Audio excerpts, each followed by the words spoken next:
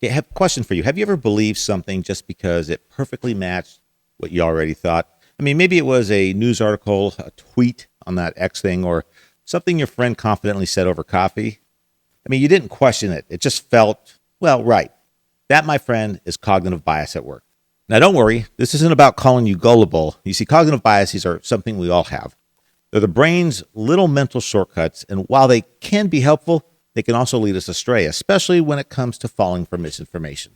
So in this video, part of our misinformation versus disinformation series, we're going to explore how cognitive biases like confirmation bias and selective recall shape how we process information.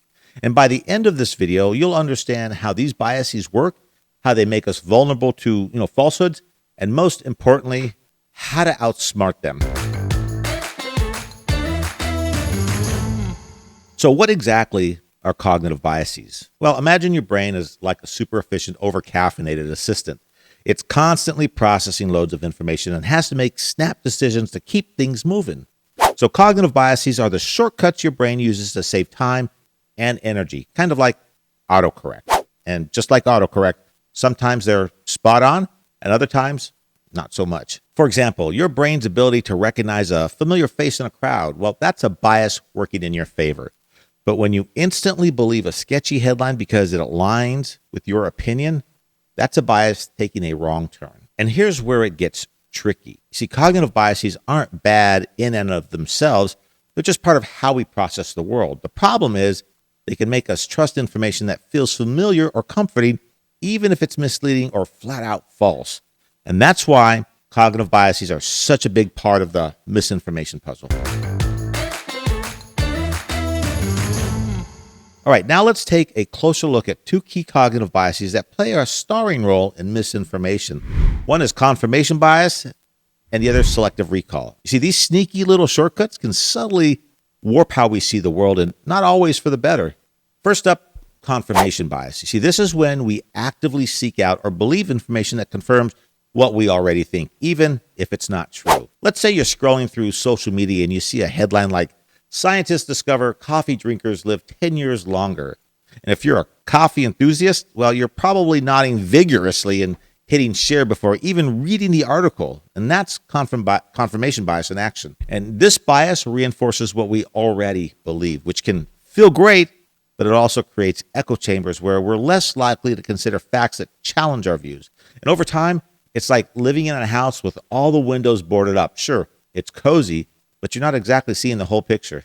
Next, we have selective recall, when we conveniently remember details that support our perspective and forget the ones that don't. Here's a relatable example. You've just bought an expensive gadget, let's say the latest phone, iPhone or something. You'll rave about its sleek design and cool features to anyone who's going to listen. But conveniently, you forget all those bad reviews you saw before buying it. That's selective recall at work. And the problem is that selective recall distorts reality. You see, we focus on what aligns with our narrative and filter out the rest, leaving us more vulnerable to misinformation that confirms our own worldview. And both of these biases, confirmation bias and selective recall, show how easily our brains can trick us into believing incomplete or false narratives. But the good news, just recognizing these tendencies is a big step toward overcoming them. So how do these biases actually affect how we perceive information and make us more vulnerable to misinformation? You see, cognitive biases shape how we interpret the information we see, hear, and share. If something aligns with what we already believe, we're more likely to trust it, even if it's incomplete or inaccurate. Our biases essentially act as filters, basically letting in what feels comfortable and blocking out what doesn't. Take a crisis, for example, like a natural disaster, political turmoil, or health emergency. See, during these high-stress situations, people are more likely to share stories that feel emotionally validating. Maybe it's a piece of hopeful news or a rumor that justifies their outrage. But here's the catch. That information might not be true. And this is how cognitive biases fuel the rapid spread of misinformation.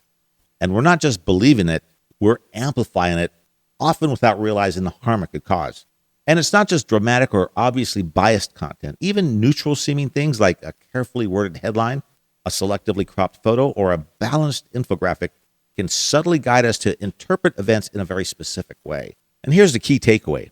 See, these biases don't just influence what we believe, they shape how we believe. And that makes them an incredibly powerful tool for those who create or spread misinformation. Recognizing this is the first step toward breaking the cycle. So, why does all this matter? Well, the better we understand our cognitive biases, the better equipped we are to pause, step back, and ask, am I really seeing the full picture or just the version that feels most comfortable? And this isn't about being perfect, folks. It's about being intentional. You see, when we recognize how our brains work, we can make better decisions about the information we consume and share. And that awareness doesn't just protect us, it empowers us to seek the truth even when it's uncomfortable. Remember, the goal isn't to never be fooled, it's to learn, stay curious, and always ask, is this the whole story? All right, now that we've uncovered how cognitive biases shape our perception of information, we're ready to dive into the next piece of the puzzle, emotional manipulation. In our next video, we'll explore how misinformation targets our feelings, anger, fear, hope, and everything in between to influence what we believe and how we act. Spoiler alert, it's not just about facts, it's about feelings. So hit that subscribe button and let's keep unraveling the mysteries of misinformation. And remember, knowledge is power, especially when it comes to staying informed.